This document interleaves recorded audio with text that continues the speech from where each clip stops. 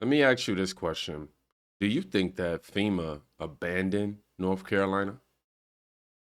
A local church owner told a story to President Trump, and it was heartbreaking, according to Gunther. Let's go ahead and check this out. President Trump also asks, FEMA did nothing? I'm a pastor in our church right down the road. We had only purchased in May, and it's a big church. We're a small congregation, and I had people say, "What are you going to do with this big building?" And I said, "Only God knows." And we had our dedication, and the storm came the next week. And the outpouring of people. My son brought the first load of supplies, and from there, I stayed there for about 3 months. I slept on the floor for about 3 weeks because the need was so great. The people were so devastated, and I said, I want to be here for them. And they were coming in just day and night, so there's really no need for me to go home. But we had people from Kentucky, Tennessee, Texas, Indiana, Oklahoma, people from all over. We have not received any help, like from the government or anything. But I said, Lord, if you want us to do that, people. So they came from all over the states. But FEMA did nothing. It was the locals. Wasted time and money. The locals and the people that knew us. And before the week was over, our church was so packed with supplies we couldn't even walk. Even in our sanctuary, it was up to the platform of things, and in our halls and in our rooms, and we're just now beginning to get a little straightened out. But somebody said, "How long are you going to be here?" I said, "I'm going to be here through the winter and even on, if possible," because when you meet people that's been through the struggle. I had a little lady come up, and I said, "Can we do anything special for you?" And she said, "I don't want to be selfish, but said, could I have a cup of coffee?" And I handed her that coffee, and she stood there, and tears just poured. She said, "You don't realize how important the little things. It's not the big things in life that we have, but it's the little things, and knowing that God is our source. I don't look to man. I don't Amen. have to have a lot of things. I had trees, about 20 trees down in my yard, but that didn't really matter. Doesn't matter, because the needs of the people is what I want to be there for. God is good. He's very good. And my daughter now, her house is really in bad shape now. Heartbreaking is an understatement. These people are devastated, and the tax dollars that they're paying, that they're working very hard for, that they're waking up every morning at a time that they don't feel like it, in most cases, going to work, fulfilling a obligation, only to get that taxed, to come home and then have to provide for your family, and then get that taxed. And all of that tax money is to aid situations like this. The situation comes about, no aid, no funding, nothing. These people are incredible. Seriously, man, incredible. Like their heart is so big, and you have people from all over coming through just to try to help aid. This is what America is about, though, coming together and uniting to help those in need. Matt Van says there's 1,000 stories like this. So grateful to the president for letting them speak with a gift. They have been silenced and forgotten for months. This is something that I would add that in the previous administration, you probably wouldn't see too often unless it was somewhat scripted or coursed, meaning Biden or Kamala would have never let a citizen come to their face on live TV to some capacity and speak their mind freely. There's going to be some sort of regulation to that, because they know that what the people will say to them could create backlash. Donald Trump, he's a man of the people. He doesn't care about that.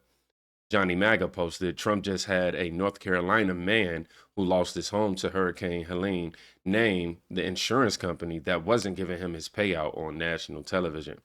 This is a new America. So Trump is making this man call them out. Before the structural engineer even came out in order to get our flood payout. And to me, that was not really Has the acceptable. insurance company been responsive or not really? Not so much. You know, Are they again, gonna give you the money they have to give you? I'm hoping so. And we need some assistance with that. We reached out to an attorney, What's the name of the insurance company? North Carolina Farm Bureau. You gotta move it, right? Yep, That's terrible. that's what we're after Are here. a lot So of people having that problem too? With the insurance companies, general, pretty much? Different insurance companies? And they're all difficult, or just the one particular one? I've heard different stories from others, and a lot before the structural. Not only did he make him call them out, but he also put applied pressure to all of the other insurance companies surrounding. Think about it. This is a chess move. This is a negotiation without having to negotiate. This doesn't mean that tonight, hopefully, that these insurance companies are going to change overnight. However, it does put a bullseye, especially with what just happened with the United Healthcare CEO. No pun intended, but it puts it highlights the incompetence on their behalf. So right now, it's like you have to step up or you are part of the problem. And I'm sure they are going to want to save face. Somebody says this is dumb.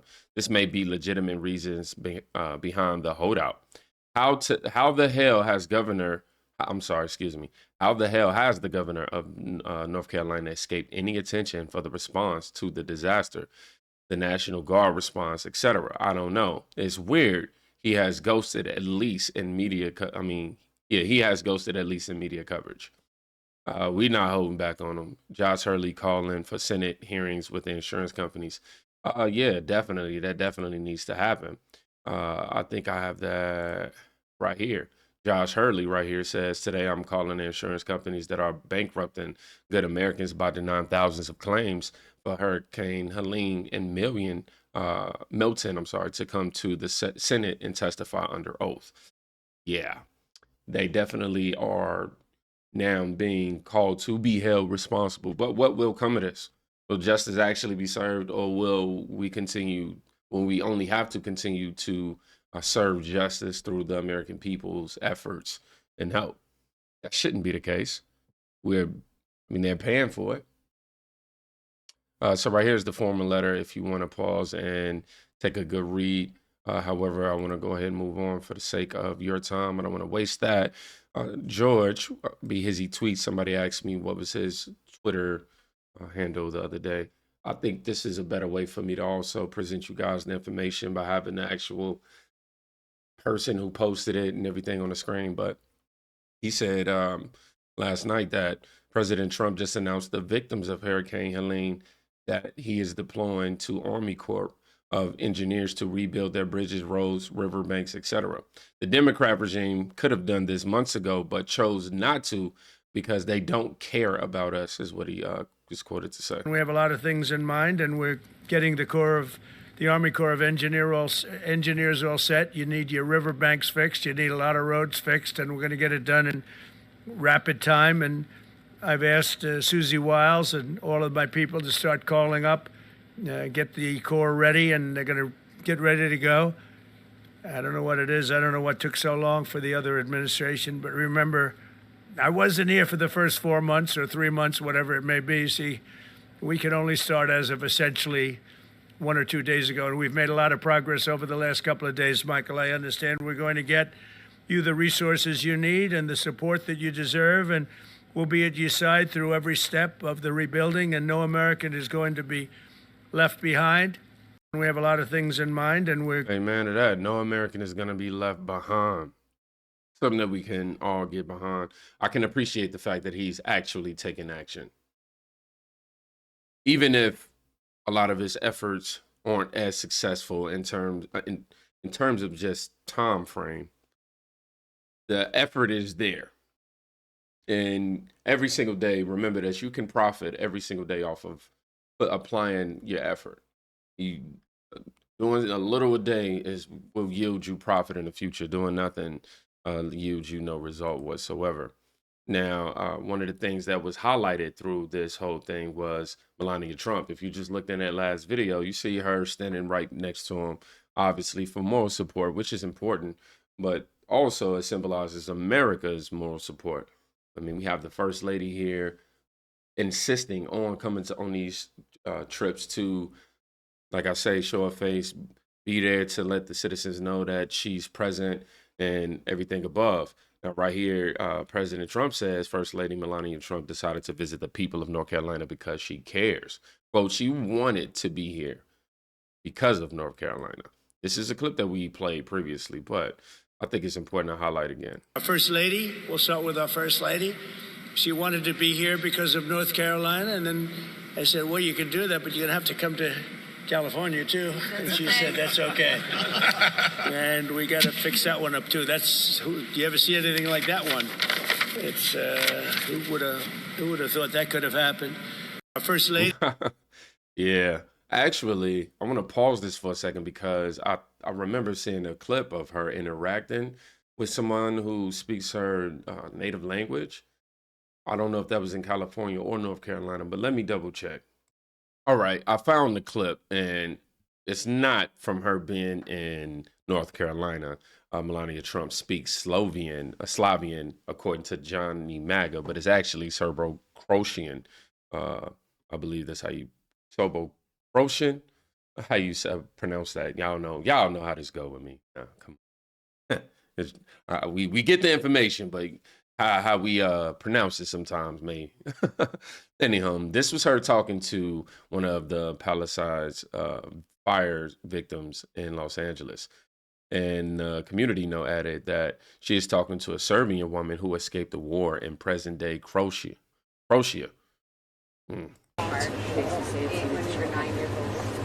Bili ste doma kad ste videli ove?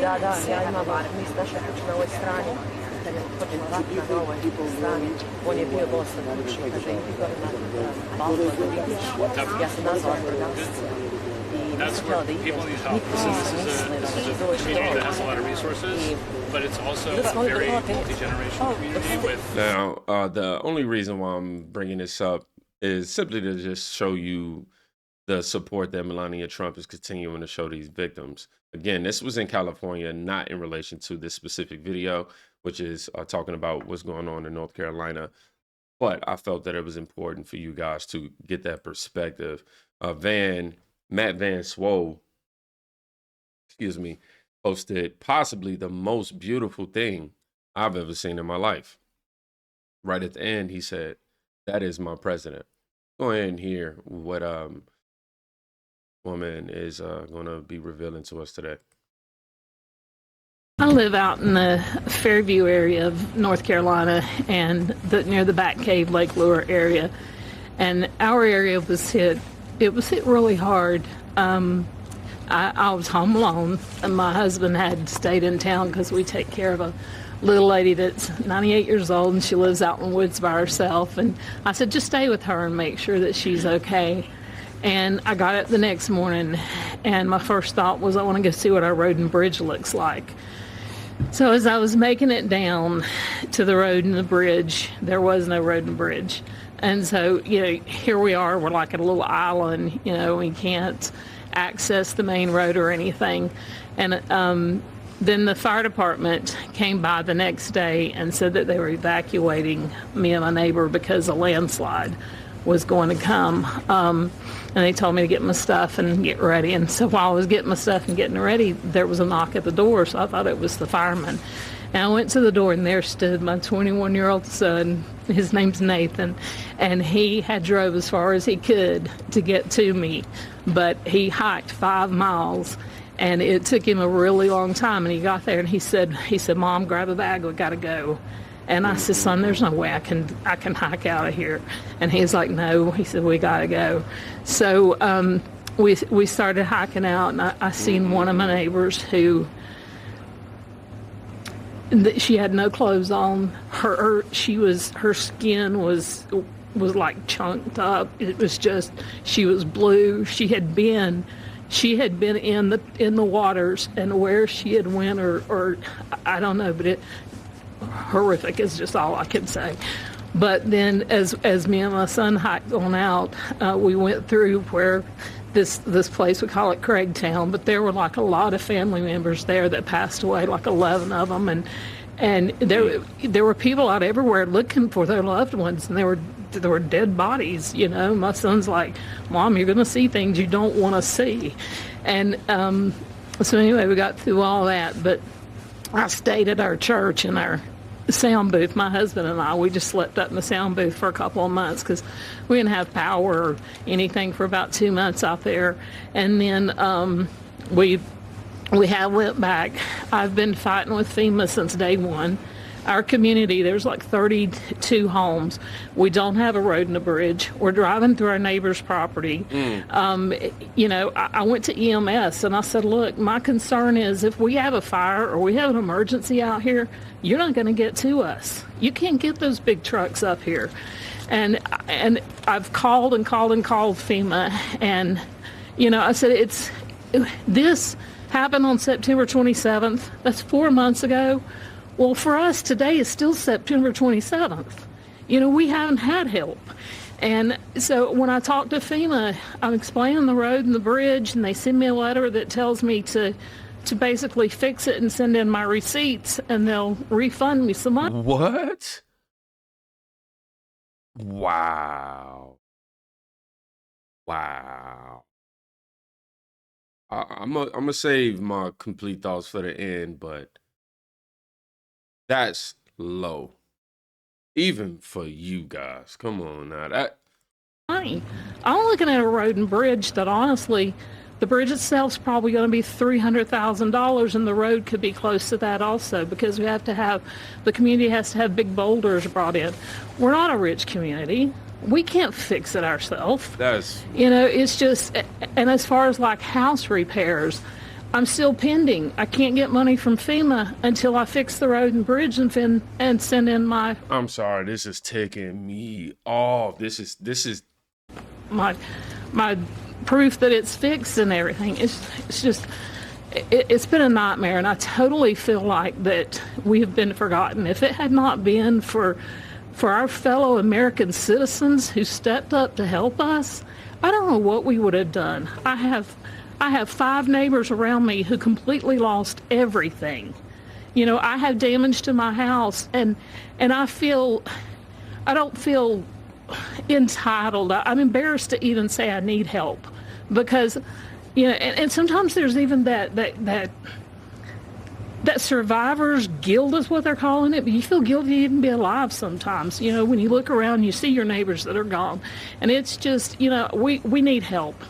I wrote a letter to send to Congress. You know, I don't understand what's going on.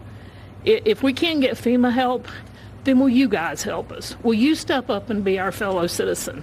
Will you step up and be our neighbor and send us something? Help us get our community back. I could go on. It's just I don't know, it's just heartbreaking. I appreciate you.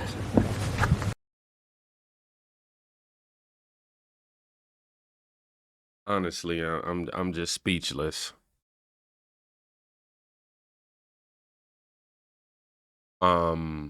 Furious, frustrated. Hearing these heartbreaking stories only makes me come to the conclusion that I do feel like FEMA, North Carolina, has definitely abandoned their people. The proof is in the pudding.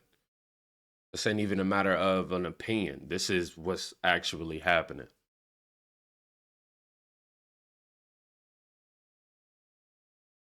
All I can say is thank you, America, because finally we have somebody in office whom can be a real leader and attempt to get these things done. Thank you guys for joining me today. Y'all go check on somebody you could be saving their life. I will catch you in the very next video. Get ready to be in your timeline in the next few hours. If you have any suggestions, let me know in the comments right now. God bless you.